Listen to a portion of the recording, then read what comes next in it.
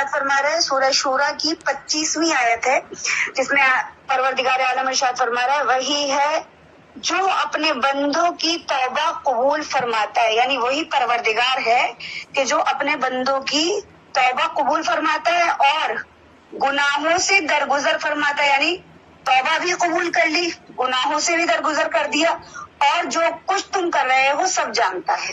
اللہ اکبر۔ یعنی وہ پروردگار، وہ معبود کہ جو اتنا رحیم و کریم ہے، وہ ایک ہی آیت میں 3 باتیں اپنے بندوں کو سمجھا رہا ہے کہ میں تمہارے گناہوں کو معاف کرتا ہوں، درگزر کرتا ہوں، میں تمہاری توبہ کو قبول کرتا ہوں، اور کچھ بھی تم مجھ سے چھپ کر نہیں کر سکتے کیونکہ میں تمہارے ہر حال سے واقف۔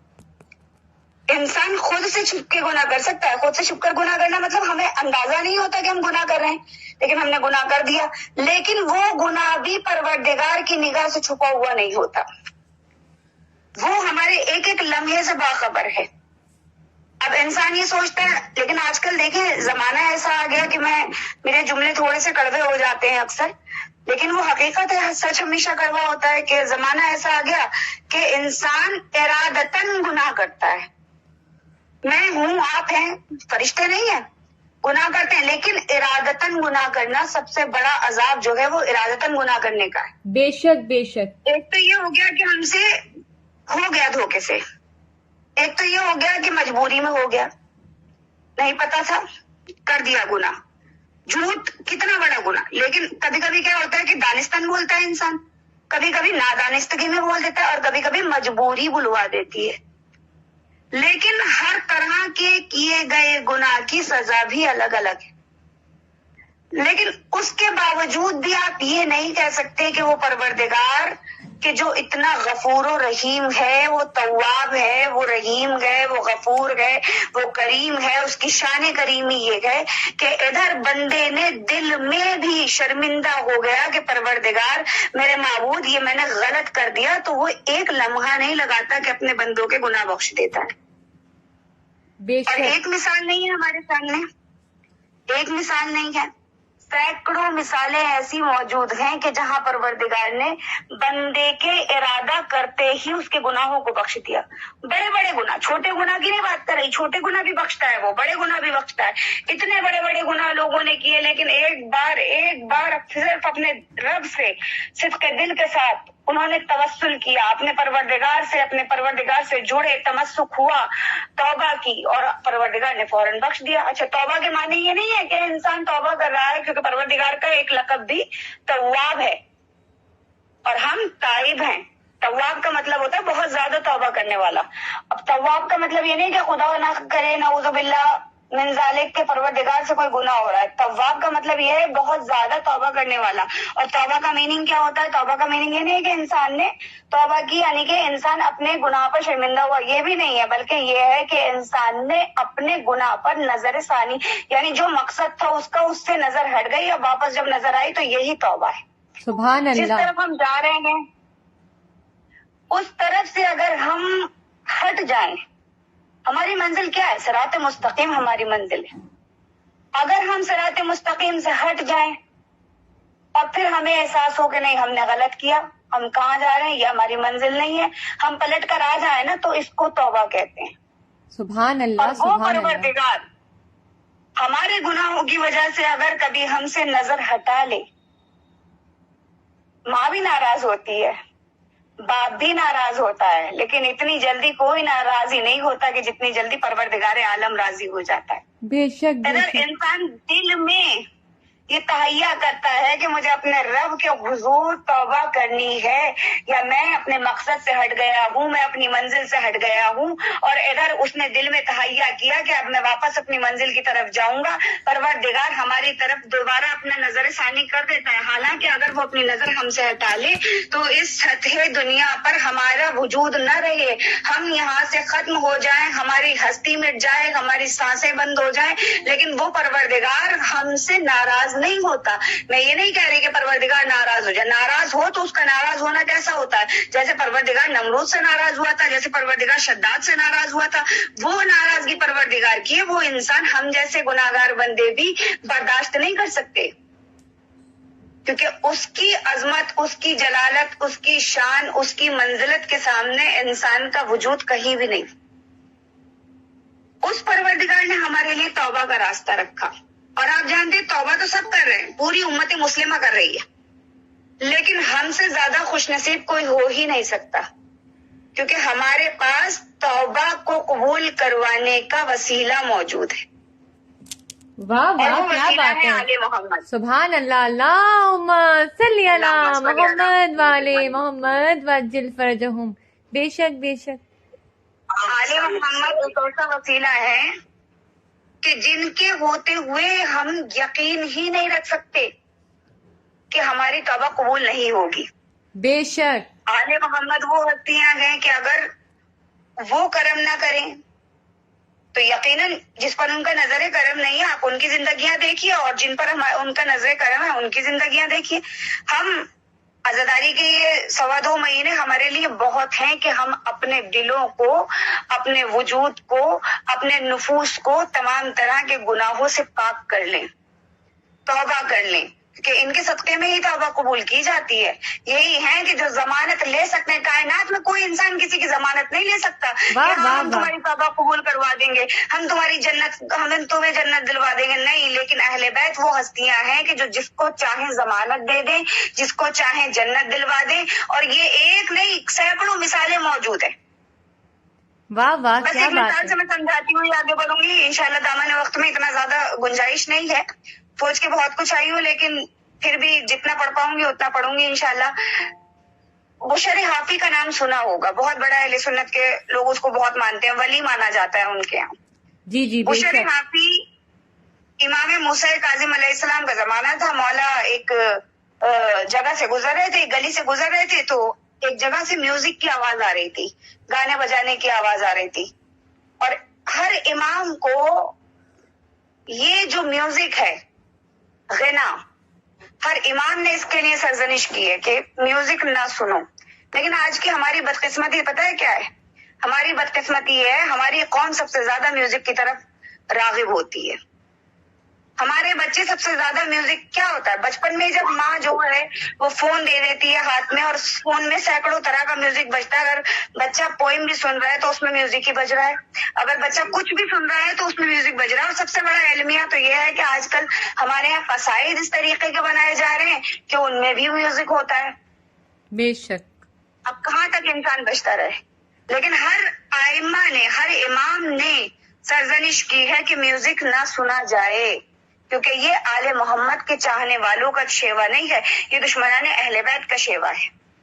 بے شک، تو بہرحال ایک گھر سے میوزک کی آوازیں آ رہی تھی اور کنیزیں رقص کر رہی تھی۔ یہ کوئی بہت بڑا نواب تھا، بہت بڑا جاگیردار تھا، شراب کے نشے میں ڈوبا ہوا تھا، سونے کے جام میں شراب پیتا تھا، اور پی کر کھڑکی سے باہر پھینک دیتا تھا۔ کنیز سے کہتا تھا کہ لے کر آ، کنیز جاتی تھی، جام اٹھاتی تھی، لے آتی تھی۔ اب اس نے ایک بار جو جام پھینکا اور اس نے کہا کہ جاؤ لے کر آؤ، تو کنیز گئی، جب گئی تو باہر سے امام کا گزر ہو رہا تھا، جانتی نہیں تھی کہ کون ہے۔ امام نے کہا کہ یہ بتاؤ کہ یہ گھر جو ہے یہ ایک عبد کا ہے یا حر کا ہے؟ حر کہتے ہیں آزاد کو، اور سبحان عبد کہتے اللہ، ہیں غلام کو، بندے کو۔ تو کہا یہ عبد کا ہے یا حر کا ہے؟ اس نے کہا کہ نہیں، میرا آقا تو آزاد ہے۔ کہا ہاں، اگر عبد ہوتا تو یہ حرکتیں نہ کرتا۔ ٹھیک ہے، امام کے ایک جملے میں بھی ہدایت ہوتی ہے بندوں کے لیے۔ بے شک، ہم اس طرح سے نہیں سمجھا پاتے، لیکن مولانا نے صرف ایک جملہ کہا ہے، لیکن ایک انسان کی زندگی کو بدل دیا۔ اہل بیت جس کو چاہیں اس کو توبہ کروا دیں، جس کو چاہیں سبحان اس کا اللہ، کردار بدلوا دیں، جس کے چاہیں اس کی بخشش خدا کی بارگاہ میں کروا دیں۔ سبحان اللہ، کنیز اندر گئی، اس نے پوچھا کہ اتنی دیر کیوں لگ گئی؟ کہا میں جام اٹھا رہی تھی کہ ایک شخصیت کا گزر ہوا، اور بڑی حسین شخصیت تھی، بڑا نورانی چہرہ تھا، بڑا حسین چہرہ تھا، اور وہ کہنے لگے کہ یہ بتا کہ یہ گھر جو ہے یہ عبد کا ہے یا حر کا ہے؟ میں نے کہا کہ حر کا ہے، تو انہوں نے کہا کہ تبھی ایسی حرکتیں، اگر عبد ہوتا، اگر بندہ ہوتا تو ایسی حرکتیں نہ کرتا۔ جب یہ سنا تو اس کا سارا نشہ ہی اتر گیا۔ اس نے کہا یہ بتا کہ وہ شخص کا حلیہ کیا تھا؟ اس نے کہا کہ اس نے سر پر کالا امامہ پہنا تھا، سبز قبا پہنی تھی، اور وہ اس طرف کو جو ہے بڑا بڑا نورانی چہرہ تھا، اس طرف گئے۔ اس نے کہا ٹھیک ہے. جس طرف کنیز نے اشارہ کیا تھا دوڑتا ہوا چلا. حدیث ہے کہ پیر میں نالین نہیں تھی. اس کا نام تھا بشر, لیکن اس کا لقب پڑ گیا حافی. حافی کا مطلب ہوتا ہے ننگے پاؤں. یہ ننگے پیر بھاگا اور جا کر اس نے جب دیکھا اس حلیے کا انسان تو ایک مرتبہ جا کر کہا کہ آپ نے میرے بارے میں میری کنیز سے کچھ کہا ہے؟ مولا نے کہا ہاں کہا ہے. اور ڈر کر نہیں کہا میں تجھ سے بھی کہہ سکتا ہوں وہی بات. کہا ایک بار اور کہہ دے. مولا نے کہا کہ تو عبد نہیں ہے, آزاد ہے. تو خدا کا بندہ نہیں ہے. اگر بندہ ہوتا تو خدا کا خوف تیرے دل میں ہوتا, تیرے دل میں جستجو ہوتی کہ اگر میرا پروردگار یہ جو کام میں کر رہا ہوں اس سے ناراض ہوگا. تو اس لیے اگر تیرے دل میں خوف خدا ہوتا, تو بندہ خدا ہوتا, تو ایسی حرکت نہ کرتا. اور تو آزاد ہے, تو اپنے آپ کو خدا کا بندہ ہی نہیں مانتا, اسی لیے تو ایسی حرکتیں کرتا ہے.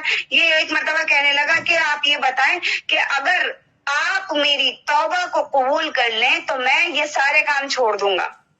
کیا میری اللہ گناہ اکبر. بخشے جا سکتے ہیں؟ کیا میں اللہ کا بندہ بن سکتا ہوں؟ مولا نے کہا یقیناً اگر تو ابھی میرے سامنے اپنے رب کے حضور توبہ کر لے تو میں ضمانت دیتا ہوں کہ تو اپنے رب کے حضور اپنے آپ کو بخشوا پائے گا, اور میں ضمانت دیتا ہوں کہ خدا تیرے ہر گناہ کو بخش دے گا. کوئی دے سکتا ہے ضمانت آج کے دور میں کسی کی؟ سبحان کوئی اللہ. نہیں دے سکتا سوائے آل محمد کی. اور مولا نے جب یہ جملہ کہا نا تو اس نے اس دن سے نالین بھی نہیں پہنی, کوئی گناہ بھی نہیں کیا. اس دن سے ایسا ہو گیا کہ جیسے کہ کوئی پاک و پاکیزہ حدیث ہے کہ لوگوں کے یہاں اس کو ولی سمجھا جاتا ہے, اور اس کا لقب ہی بشر حافی پڑ گیا. یعنی ایک جملہ امام نے کہا تھا, لیکن ایک جملے میں مولا نے سمجھا دیا کہ دنیا والوں اگر خدا چاہے تو گناہگار سے گناہگار کو بھی راہ راست پر لایا جا سکتا ہے. صلوات بر محمد بے شک بے شک. اللہم صلی علی محمد والے محمد وعجل فرجہم. جزاک اللہ جزاک اللہ. یعنی خدا آل محمد کو یہ حق ہے کہ وہ اللہ کے بندوں کی توبہ کو قبول کروا سکتے ہیں خداوند عالم کی بارگاہ میں. بے اور شک کسی کو یہ حق حاصل نہیں ہے. بے کوئی یہ شک. دعویٰ نہیں کر سکتا کہ ہم نے تمہاری ضمانت لے لی, ہم نے تمہیں بخشوا دیا. لیکن ہمارے پاس ہستیاں موجود ہیں, اور کنیزان زہرا آج جن کا ذکر ہم کرنے والے ہیں جناب حر, لیکن ان کی شان یہ تھی کہ وہ مولا نے ایسا بخشا کہ آج تک کوئی کہہ نہیں سکتا کہ حر گناہگار تھا. واہ واہ کیا بات حر ہے. کو حر نہیں کہا جاتا, حضرت حر کہہ کر پکارا جاتا ہے. کیوں؟ اللہ اکبر. کیونکہ حسین نے گناہوں سے ایسا دور کر دیا. اور اس کی واقعا. ضمانت کیا ہے؟ بہت سے لوگوں کو غلط فہمی رہتی ہے, پتہ نہیں بخشے گئے ہوں گے یا نہیں بخشے گئے ہوں گے. ہمارے بھی دلوں میں رہتی ہے, ہم توبہ کرتے ہیں کہ پتہ نہیں پروردگار بخشے گا نہیں بخشے گا, پتہ نہیں پروردگار معاف کرے گا نہیں معاف کرے گا. لیکن آپ یقین جانیں وہ اتنا رحیم و کریم ہے کہ اس کے کرم کی کوئی انتہا ہی نہیں ہے. اور اگر آل محمد کا واسطہ دے کر اس سے توبہ کرو, لیکن توبہ دل سے ہونی چاہیے. میں نے بہت سے لوگوں کو دیکھا ہے گناہ بھی کر رہے ہیں, غیبت بھی کر رہے ہیں, ہاتھ میں تسبیح استغفر اللہ استغفر, وہ توبہ نہیں ہوتی, وہ آپ کی عادت بن چکی ہے. بے شک. توبہ کے لیے ضروری نہیں ہے کہ آپ استغفر اللہ کا ورد کرتے رہیں, زبان سے غیبتیں بھی کرتے رہیں, آنکھیں آپ کی نامحرم کو بھی دیکھتے رہیں, کان آپ کے غلط باتیں بھی سنتے رہیں, غلط میوزک بھی سنتے رہیں, اور پھر آپ کہتے رہیں استغفر اللہ, پروردگار معاف کر دے, پروردگار معاف کر دے. معافی مانگی جائے تو دل سے معافی مانگی جائے, اور جب دل سے معافی مانگی جاتی ہے نا تو کیسا خدا بخشتا ہے. جناب حر, کوئی کہہ سکتا ہے کہ جو امام حسین کو لجام فرض پر ہاتھ ڈال کر کربلا تک گھیر کر لایا ہو. مولا اگر کربلا نہیں آتے تو شہادت واقع نہیں ہوتی, یہ کہا جاتا ہے. حالانکہ مولا کی شہادت کا محضر مولا نے بچپن میں ہی سگنیچر کر دیے تھے, سائن کر دیے تھے. مولا نے اس وقت ہی کہہ دیا تھا کہ نانا میں یہ شہادتیں دوں گا, اور اس محضر میں سب کچھ لکھا تھا کہ کربلا میں شہادتیں ہونی ہیں, یہ تاریخ سب کچھ مقرر تھا. اللہ نے وسیلے بنائے تھے, اور اس میں ایک وسیلہ کون تھا؟ حر, جو مولا کو گھیر کر کربلا تک لے کر آئے. لیکن حر کی توبہ قبول ہوئی کہ نہیں ہوئی, کون جان سکتا ہے؟ روایت میں سبحان اللہ سبحان اللہ. شاہ اسماعیل صفوی نے جب عراق پر حملہ کیا اور فتح یاب ہوا تو کربلا کی زیارت کے لیے گئے اور بڑے بادشاہ تھے اور عراق میں نیا فتح کیا تھا. کربلا کی زیارت کے لیے پہنچے, زیارت کر رہے تھے, کرتے کرتے جناب حر کے روضے پر پہنچے. وہاں 2 گروہ تھے اور دونوں میں بحث چل رہی تھی. ایک گروہ کہہ رہا تھا کہ حر حضرت حر ہیں, مولا نے معاف کر دیا تھا تو خدا نے معاف کر دیا. ایک گروہ کہہ رہا تھا کہ جو مولا کو یہاں تک لانے کا وجہ بنا ہو اس کو کیسے معاف کیا جا سکتا ہے, وہ معاف نہیں کیا جا سکتا. دونوں میں بحث چل رہی تھی. اچھا, یہ بادشاہ تھے, ان کو عادت تھی فیصلے کرنے کی, یہ بیچ میں کود گئے. جا کر کہا کہ بھائی دیکھو میں فیصلہ کر دیتا ہوں. کہا کیسا فیصلہ؟ کہا ایسا کرو کہ حر کی قبر کھودو, لاشا نکال کر دیکھو, اگر گل سڑ گیا ہو تو گناہ معاف ہوئے ہی نہیں, توبہ قبول ہوئی نہیں. اور اگر حر کا لاشا صحیح و سالم ہو, تر و تازہ ہو, صحیح ہو بالکل, تو سمجھ جاؤ کہ حر کی توبہ کو اللہ نے قبول کر لیا, حسین نے حر کو بخشوا دیا. پہلے تو لوگ ہچکچائے, لیکن یہ بادشاہ تھے, ان کے سامنے کون بول سکتا تھا. کہا ٹھیک ہے, کھودی گئی قبر, حر کا جنازہ نکالا گیا. اب جب قبر کھدی اور جنازہ نکلا تو لوگوں نے دیکھا کہ ایسا نہیں لگ رہا تھا کہ جناب حر اتنے 1200 سال پہلے, 1300 سال پہلے مارے گئے تھے, بلکہ یہ لگ رہا تھا کہ کل ہی دفن کر کے گئے ہوں گے اور آج آ کر ہم نے لاشا نکال لیا. سبحان اللہ, سبحان اللہ, سبحان اللہ. اتنا تر و تازہ لاشا ہے, ایسا لاشا کہ جیسے حر ابھی سوئے اور ابھی قبر کھود لی گئی. اللہ اب اکبر. جب لوگوں نے دیکھا, ہم نے کہا کہ بھائی حر کے گناہ تو معاف ہو گئے. شاہ اسماعیل صفوی نے دیکھا کہ حر کے ماتھے پر رومال بندھا ہوا ہے. آپ نے روایت میں سنا ہے, شاہ اسماعیل صفوی نے بھی سنا تھا کہ جب حر کے ماتھے کا خون نہیں رک رہا تھا, مولا نے اپنے زانو پر حر کے سر کو رکھا ہوا تھا, حر کے ماتھے کا خون رک ہی نہیں رہا تھا, تو مولا نے جیب سے اپنی ماں کا رومال نکالا تھا, جناب سیدہ کا رومال نکالا تھا, اور رومال نکالنے کے بعد حر کی پیشانی پر باندھ دیا تھا. اب ان کو یہ دل میں خیال آیا کہ میں, حر تو بھائی شہید ہو گئے, دفن ہو گئے, یہ رومال جناب سیدہ کا ہے, میں یہ رومال نکال لیتا ہوں اور یہ رومال میری بخشش کا آسرا بن جائے گا, یہ رومال میرے کام آ جائے گا. یہ سوچ کر انہوں نے رومال کو حر کی پیشانی سے جدا کر دیا. کتنے سال ہو گئے حر کو شہید ہوئے ہوئے؟ 13 سال سے بھی زیادہ, 1300 سال سے بھی زیادہ.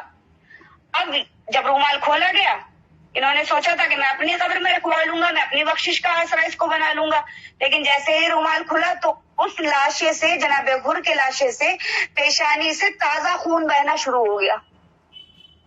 انہوں نے سوچا کہ کوئی اور کپڑا رکھ دیتا ہوں, ایک کپڑا باندھا گیا, خون نہیں رکا. 1300 سال بعد ایک شہید کا لاشا اگر اس سے پیشانی سے رومال ہٹایا جا رہا ہے تو تازہ خون نکل رہا ہے. سوچیے, اللہ اکبر, کیا منزل ہے, کیا منزلت ہے. اللہ نے ایسے نہیں کہا کہ شہید زندہ ہے, بے شک, بے تمہیں شک. ان کا عرفان نہیں تھا. اب ایک مرتبہ رومال ہٹایا, دوسرا کپڑا رکھا, نہیں رکا, تیسرا کپڑا رکھا, نہیں رکا خون. انہوں نے کہا پھر رومال رکھ دوں, رومال رکھا گیا, باندھا گیا, خون رک گیا. انہوں نے سوچا اب تو رک گیا, پھر ہٹا لیتا ہوں. پھر دوبارہ رومال ہٹایا, جیسے ہی رومال ہٹا ویسے ہی خون ابلنا شروع ہو گیا. اب ایک مرتبہ پھر دوسرا کپڑا رکھا, لیکن نہیں خون رک رہا, پھر رومال باندھا. 3 مرتبہ شاہ اسماعیل صفوی نے چاہا کہ وہ کسی طرح سے اس رومال کو پیشانی حر سے جدا کر لے, اپنے پاس رکھ لے, لیکن تینوں بار خون کا فوارہ جاری ہو جاتا تھا, خون رکتا ہی نہیں تھا. آخرکار رومال کو باندھنا پڑتا تھا. پھر ہوا یہ کہ آخر میں جب رومال باندھا تو شاہ اسماعیل صفوی کو کہنا پڑا کہ حر, یہ تیرے مقدر کا تاج ہے جسے کوئی تجھ سے جدا نہیں کر سکتا, کیونکہ یہ حسین نے اپنی ماں کا رومال تجھے توبہ کی سند کے طور پر عطا کیا گیا. صلوات بر محمد. سبحان اللہ. اللہم صلی علی محمد وعلی محمد وعجل فرجہم. جزاک اللہ, جزاک اللہ. یہ جناب حر کی منزلت ہے کہ حسین نے ایک لمحے میں, ورنہ حر نے کیا نہیں کیا. پر آپ سوچیں, حر راہ میں کھڑے ہوئے تھے, پورا لشکر مرنے کے قریب تھا, لیکن میرے کریم مولا, میرے سخی مولا وہاں سے گزر رہے تھے. اپنے پاس بھی قلیل پانی تھا, افراط نہیں تھی, فراوانی نہیں تھی. مولا نے دیکھا کہ اگر یہ پانی نہ ملا تو اس لشکر کو یہی ختم ہو جائے گا یہ لشکر. مولا نے کہا عباس, یہ بڑے پیاسے, ان کو پانی پلاؤ.